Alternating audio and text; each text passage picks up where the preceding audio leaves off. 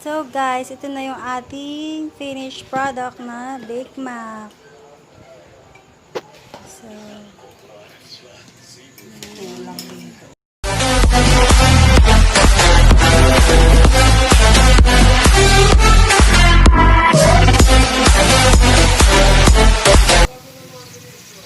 So, ito guys, magluluto tayo ng macaroni spaghetti. And then gagawin natin siyang Bake Mac. So una, gilisa ko siya. Kailangan natin ng mantika, bawang, sibuyas, and then ground beef.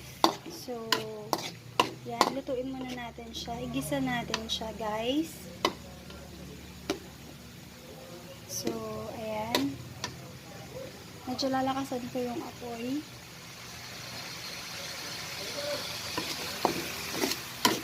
So, yun. So, ayan guys. Gisa-gisa na tayo. Ayan. Kulay brown na yung ating ground beef. And makikita nyo, ma-oil yung ating ground beef. Then, i-mix na natin yung ating hotdog. So, ayan yung hotdog. Sama natin siya. So, yan.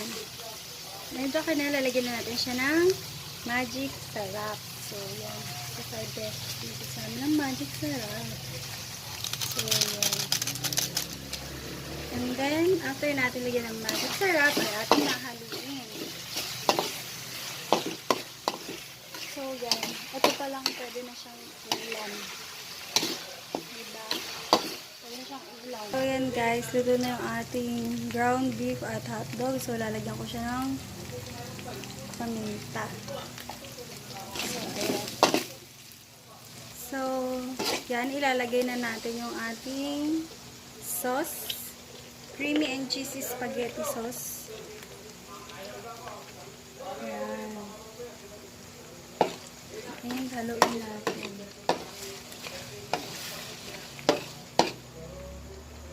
So, yan. Kulang pa yan. So, ang ilalagay ko ay tatlong ganon. Tatlong 500 grams na creamy and cheesy spaghetti sauce. So, yan. Ay.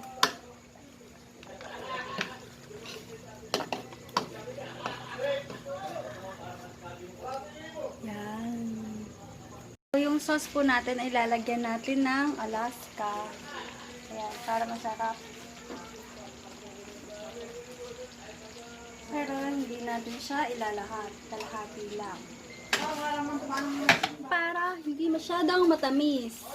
So, ayan, nalagay ko na yung ating condensed milk. So, haluin natin siya para hindi magtutong sa ilalim, para hindi masunog. Then, ininex naman natin ang ating Nestle Cream para masarap. So, ayan. So, ayan. Ilalahat ko siya para masarap. Ayan.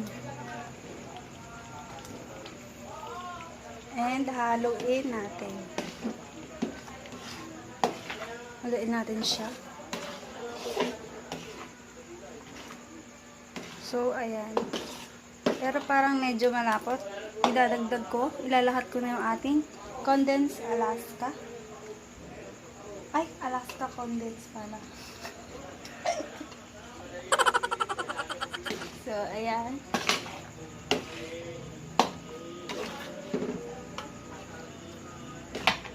Haluin natin.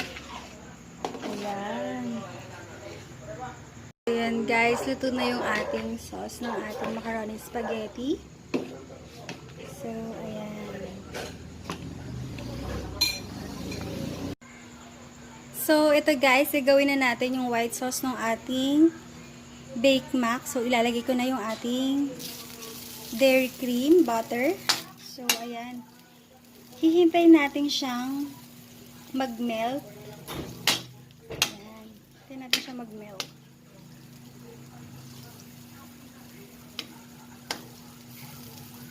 And Once mamaya na nag-melt na itong ating butter, ay ilalagay na din natin yung ating all-purpose flour. So, yan. Kung wala naman kayong all-purpose flour sa inyong bahay, ay pwede rin naman yung harina. So, ito siya guys. So, ayan guys. After nag-melt ng ating butter, ilalagay natin yung ating flour. Lagyan ko na ng fresh milk, ating white sauce. So, ayan siya. Ayan guys, ito na yung ating white sauce.